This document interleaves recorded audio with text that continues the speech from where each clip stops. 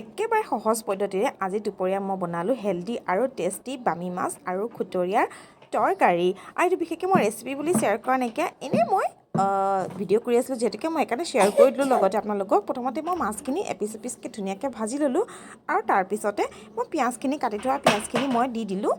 পিঁয়াজখিনি মই অকণমান ৰঙচুৱা হোৱাকৈ ভাজি ল'ম। আকৌ এবাৰ কৈছোঁ কিন্তু দেই, এইটো মই আচলতে ৰেচিপি বুলি শ্বেয়াৰ কৰা নাই বিশেষকৈ মই মানে এনেই বনাই আছিলোঁ, বনাই থাকোঁতে মই ভিডিঅ' কৰি আছিলোঁ লগতে, আৰু মই সেইকাৰণে ভাবিলোঁ আপলোডটো কৰি দিওঁ বুলি। মই সেইকাৰণে আপলোডটো মোৰ মন গ'ল কৰিবৰ কাৰণে মই আপলোড কৰি দিলোঁ। একদম ল' ফ্লেমত মই পিঁয়াজখিনি প্ৰথমতে ভাজি ল'লোঁ ৰঙচুৱাকৈ। তাৰপিছত মই বিলাহী এটা কাটি থৈছিলোঁ, বিলাহীটোকো মই দি দিম। বিলাহীখিনি অকণমান ভাজি ল'ম আৰু মই পৰিমাণ অনুসৰি মই নিমখ হালধি দি দিম।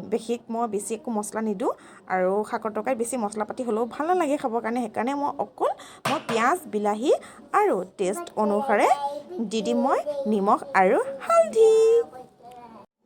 ভাজি হোৱাৰ পিছত মই এইফালে কাটি থোৱা শাকখিনিও মই লগতে এনেকৈ দি দিছোঁ। এইখিনি অকণমান সময় মই ভাজিম। এতিয়া ভাজি হোৱাৰ পিছত অকণমান সময় শাকখিনি ভাজি হোৱাৰ পিছত মই পানী অকণমান দিলোঁ, যিহেতুকে সিজি গ'ল। পানী অকণমান দি পেলাই জোখ অনুসৰি পানী দি পেলাই মই মাছৰ পিচখিনি মই এনেকৈ দি দিছোঁ। আৰু মই যিহেতুকে ধনিয়াখিনিও কাটি থৈছিলোঁ, লগতে মই ধনিয়াখিনিও অকণমান দি দিম। দি পেলাই ঢাকোন লগাই দিম। ঢাকোন লগাই দিয়াৰ পিছত মোৰ হৈ যাব তৰকাৰী। আৰু এয়া চাওক, তৎক্ষণতে ইমান ইজিকৈ হৈ গ'লনে? পটপটকৈ বনাই মোৰ তৰকাৰীখিনি দেখিলেনে বাৰু? আপোনালোকে ট্ৰাই কৰি চাব কিন্তু দেই। আৰু মোৰ এয়া চাওক, গৰম ভাত লগে লগে উলিয়াই ল'লোঁ, আৰু এইফালে কাচকল আলু ফ্ৰাই আৰু এই মাছৰ তৰকাৰীখিনি লগতে লৈছোঁ মই অকণমান নিমখ, নেমু আৰু জলকীয়া। আৰু এইফালে মই যিহেতুকে দাইল বনাইছিলোঁ, দাইলখিনিৰ লগতে লৈ লৈছোঁ। কেনেকুৱা লাগিছে বাৰু থালিখন দেখাত জনাব কিন্তু দেই, কমেণ্টত নাপাহৰিব।